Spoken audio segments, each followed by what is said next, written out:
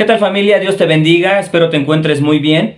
Gracias a Dios seguimos estudiando, seguimos aprendiendo del libro de Oseas. Ya estamos en el capítulo número 7, pero en esta ocasión vamos a estudiar los versículos del 11 al 16. El título es Como arma inútil y peligrosa. Quiero que me acompañes rápidamente a la palabra de Dios en el capítulo 7, pero en el versículo 16, y dice así: volvieron, pero no al Altísimo, fueron como arco engañoso. Cayeron sus príncipes a espada por la soberbia de su lengua. Esto será su escarnio en la tierra de Egipto. Vamos a orar, familia. Amado Dios, gracias porque tú eres bueno, Señor. Gracias, Padre, porque nos das tu sabiduría, Señor. Nos das tu palabra. Nos enseñas, Padre, para que podamos tener una guía, Señor, para que nuestra vida sea transformada, para que nosotros seamos como un arco bien hecho, completamente disponible, Señor, que sea útil y servible y que sea eficaz, Señor, para el propósito que tú lo has creado, Señor. No queremos ser como un arco torcido que lo único que para lo que sirve, Señor, es para ser desechado, porque es peligroso y es inútil, Señor. No sirve para tus propósitos, Padre. Gracias, Dios, por hablarnos en el nombre de Jesús. Amén. Así es, familia, vamos a empezar con el versículo número 11, repito, del capítulo número 7, y dice así: Efraín fue como paloma incauta, sin entendimiento. Llamarán a Egipto, acudirán a Siria. Una vez más nos damos cuenta que vuelve a referirse: Efraín, ahora eres como una paloma incauta. Veíamos la semana pasada que le decía: Efraín, eres como una torta no volteada. Y veíamos al inicio del capítulo que decía Dios: oh Efraín, yo traté de curarte, pero mientras te sanaba, salió todo lo que había en tu corazón. Todos tus pecados, todo lo que había oculto dentro de ti, se muestra cuando Dios quiere actuar. Dios no puede obrar en la vida de alguien que es terco. En este caso, al referirse Dios a través del profeta Oseas a Efraín o a Israel, al decirle que es como una paloma incauta, en otras versiones lo llama que es como una paloma tonta. Específicamente en la Nueva Traducción Viviente dice que es como una paloma tonta y necia. ¿Por qué? Porque también ya Dios nos ha enseñado y nos ha mostrado que Israel o este tipo de personas que a pesar de las consecuencias y a pesar de que Dios le advierte una tras otra y tras otra ocasión, vez tras vez, ellos empiezan a experimentar las consecuencias de sus malas decisiones. Tienen el problema ya en su nariz, el juicio ya está tan próximo, ellos ya empiezan a vivir hambruna, ya vimos que hay golpes de estado, ya hubo problemas en cuanto a que hubieron homicidios a sus reyes. Esto no les ha abierto los ojos. Por eso son como palomas tontas. No sé si alguna vez tú quisiste atrapar palomas, o al menos lo viste o te lo platicaron. Yo tuve esa experiencia de muy pequeño, a la edad aproximadamente de unos 10 años, que había una vecina que compraba las palomas. Entonces lo que hacíamos nosotros era con una caja de madera, apuntalábamos con un palo como de unos 30 centímetros y lo amarrábamos con un cordón, y a su vez nosotros jalábamos el hilo o el cordón y nos escondíamos, ¿verdad? Y no tan lejos y no tan ocultos, podíamos estar aún a la vista de las palomas y ellas ni se espantaban. Pero poníamos un caminito de granos de maíz o alimento de los pollos, y ellas iban siguiendo el caminito, y cuando llegaban ya a estar debajo de la caja, nosotros jalábamos del hilo, que a su vez jalaba el palito que servía como puntal y sostenía a modo de que la caja no se cayera. Cuando lo jalábamos, obviamente la caja sentaba completamente y quedaban atrapadas. Eran tan tontas, tan incautas, que las palomas prácticamente pueden estarnos viendo cómo estamos poniéndoles su trampa. Nos pueden estar casi observando que tenemos el hilo en la mano y aún así ellas caminan. Son tan ingenuas. Son tan tontas. Esto le estaba pasando a la nación de Israel, pero no solo a ellos. Muchas veces también nos puede suceder a nosotros que podemos ser tan ingenuos que podemos creer que lo que nos está sucediendo a causa de nuestras malas decisiones, a causa de no obedecer la palabra de Dios, no nos va a hacer tanto daño. Y que Dios va a retractarse. Y que Dios no va a ser justo y va a traer sus consecuencias a nuestra vida. O no las va a permitir. Y a veces eso va haciendo, como lo hemos hablado, que continuemos siendo o estando ciegos voluntariamente, porque decidimos permanecer así. Ellos ya habían escuchado la voz de Dios a través de muchos profetas, no solamente de Oseas. Oseas fue el último de este tiempo, antes de que fueran desterrados o llevados cautivos. Pero no quisieron. Ahora que estamos estudiando con nuestro hermano Francisco, Segunda de Crónicas, nos podemos dar cuenta que desde ese momento, desde que se divide el reino por Jeroboam, empieza esta decadencia y pasaron aproximadamente más de dos siglos donde Dios les estuvo hable y hable y hable y hable. Pero a partir de ahí, con Jeroboam fue el primer arco torcido. ¿Por qué? Porque fue inútil y fue peligroso. Él influyó a muchas personas. Él, al ser una persona peligrosa, él escoge a personas que no son del sacerdocio, que no son de la tribu de Leví, que no fueron llamadas por Dios, que no tenían conocimiento de la palabra para ministrar el servicio a Dios. ¿Qué pasa con eso? Entonces hubo esa mezcla de aparente servicio a Dios, pero también de poderle servir a otros dioses. A partir de ahí vemos esta decadencia y ocasión tras ocasión, vez tras vez, Dios continuaba hablándoles, pero no entendían.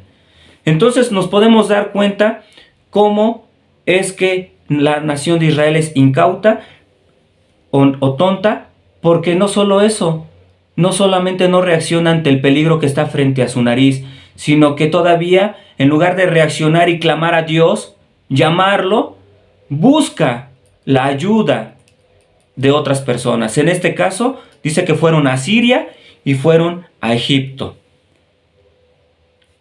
en lugar de buscar a Dios.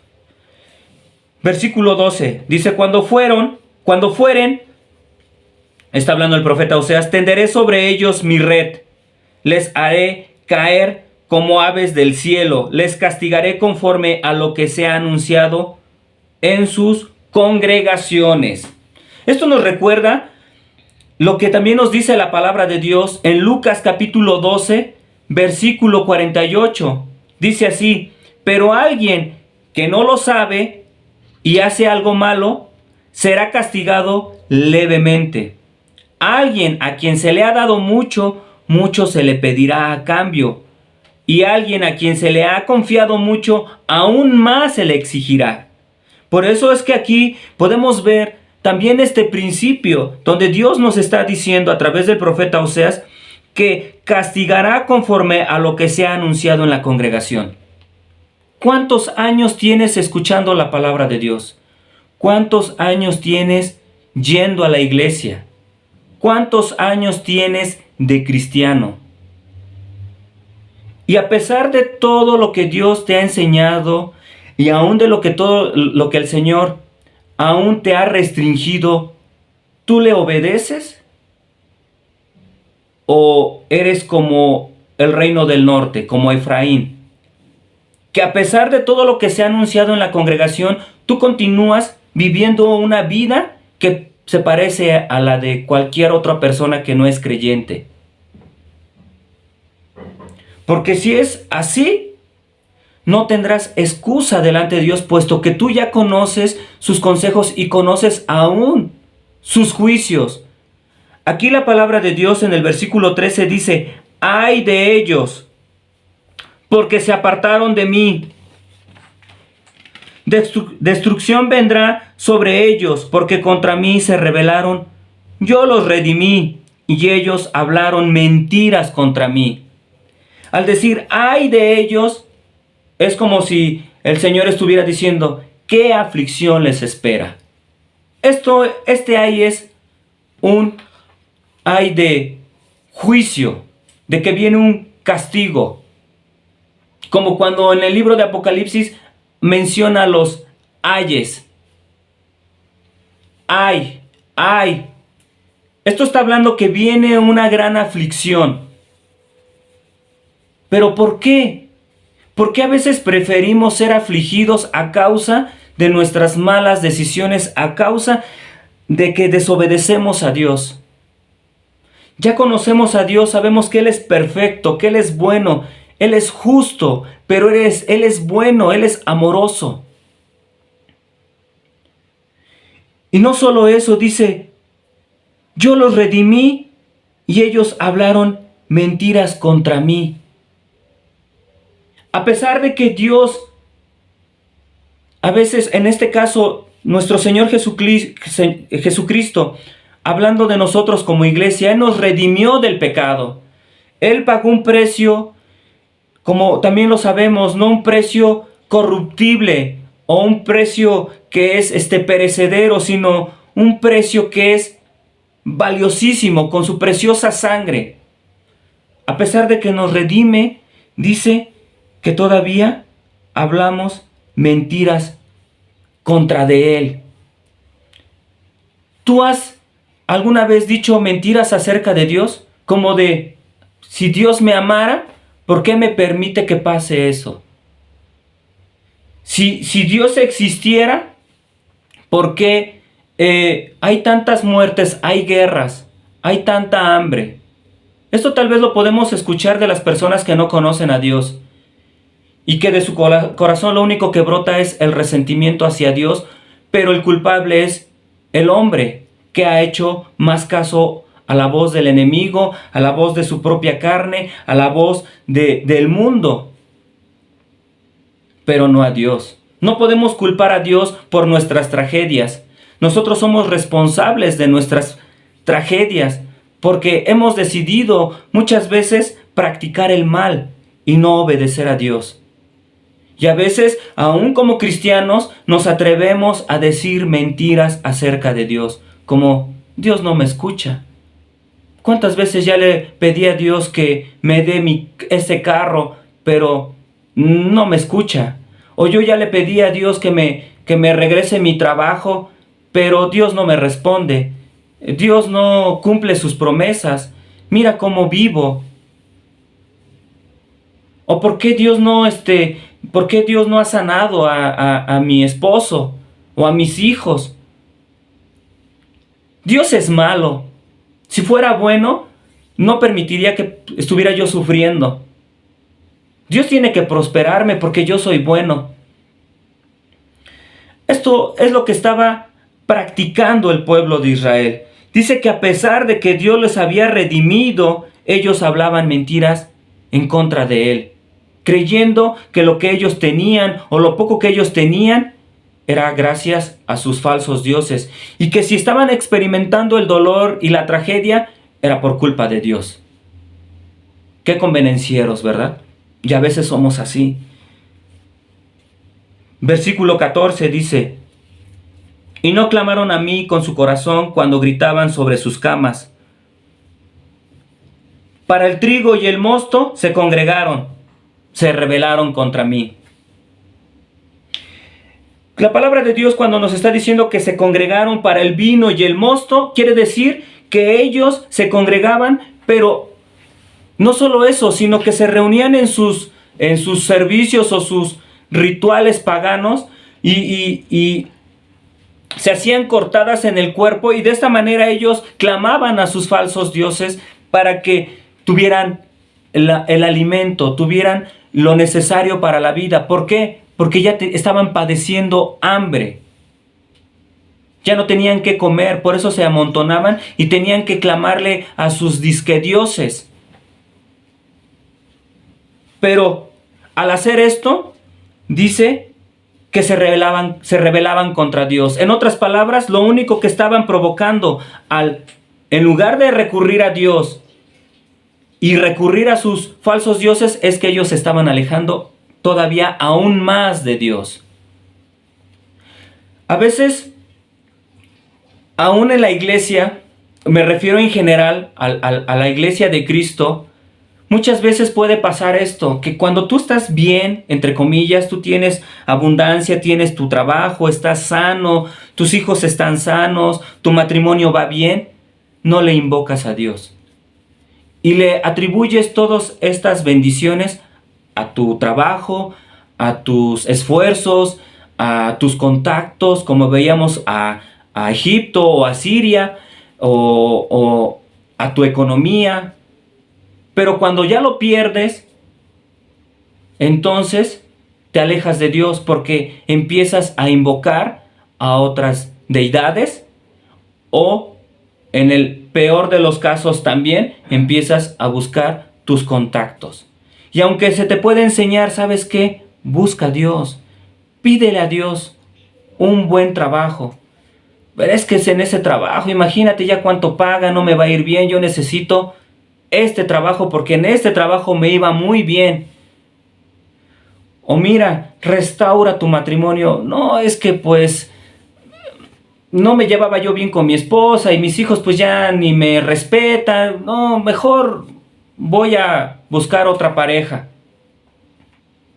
Y muchas veces nosotros nos vamos alejando de Dios a pesar de que sabemos que Él es el único que nos puede ayudar.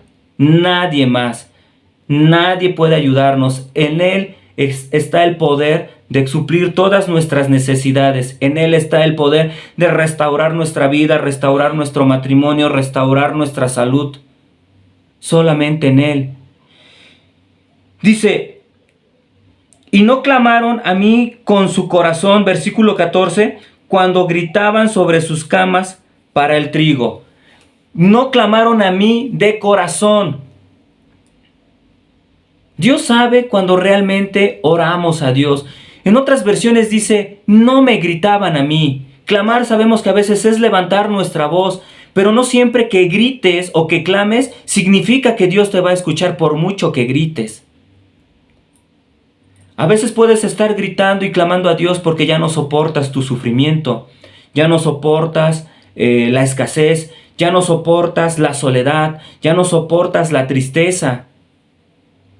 Pero no le estás clamando a Dios porque sabes que estás mal con Él, que tu relación está rota. No le clamas a Dios porque buscas realmente reconciliarte con Él, sino más bien estás clamándole que te restaure, que te sane, que te dé dinero, que te dé trabajo, que te bendiga. Pero no le estás rogando misericordia, no le estás clamando reconociéndole que has pecado delante de Él. Por eso es que Dios dice, claman a mí y no claman a mí, y no claman a mí con su corazón. A veces solamente es de dientes para afuera y aunque gritemos mucho. Dios busca que cuando le clamemos, le busquemos con un corazón sincero. No hay necesidad muchas veces de que le grites. Dios escucha, pero te va a escuchar más cuando le estás hablando con un corazón humilde, con un corazón contrito y humillado, arrepentido de que le has ofendido, de que estás reconociendo que lo que estás experimentando es por tu culpa y que le necesitas. ¿Y sabes qué va a hacer Dios? Ahí va a estar. Te va a tomar, te va a extender la mano, porque Él es así, misericordioso, amoroso, y te va a restaurar. 15. Y aunque yo los enseñé y fortalecí sus brazos, contra mí pensaron mal. Esto es muy similar al versículo 13 que decía, ¿verdad? Que aún Él los redimió y hablaban mal o hablaban mentiras contra Dios. En este caso, ya no lo están diciendo, sino también lo están pensando, o las dos cosas, lo dicen y lo piensan. A veces podemos decir, ¿por qué me está yendo tan mal? Y podemos A veces Satanás puede susurrar a nuestras mentes, a nuestros pensamientos, que es culpa de Dios, o que Dios no te ama, o que es que eres tan malo que Dios no tiene la capacidad de perdonarte. No pienses mal de Dios. La Biblia nos enseña que tenemos que pensar en todo lo que es bueno, santo, todo aquello que es de buen nombre. Alábale a Dios aún con tus pensamientos. Había dicho mentiras, ¿verdad?, acerca de Él. Ahora están pensando también mal contra de Él, en contra de Dios. Y ellos estaban practicando los servicios, entre comillas, para Dios, pero también estaban practicando el culto o le estaban ofreciendo sacrificios a los dioses falsos o paganos. De nada sirve tener una religión. Dios desea que tengamos una relación. Necesitamos prestar oídos, necesitamos abrir nuestros ojos, necesitamos escuchar la palabra de Dios, conocerla, aprenderla, pero ponerla por obra. Porque si no, como veíamos al principio, se nos demandará conforme a lo que se nos ha enseñado en la congregación. Y Dios nos ha dado mucho.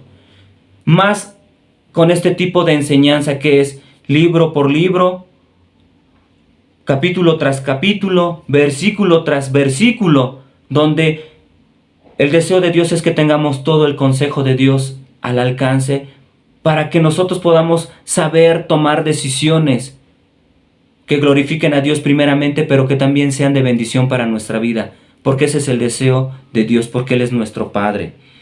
Y versículo 16 dice: volvieron, pero no al Altísimo.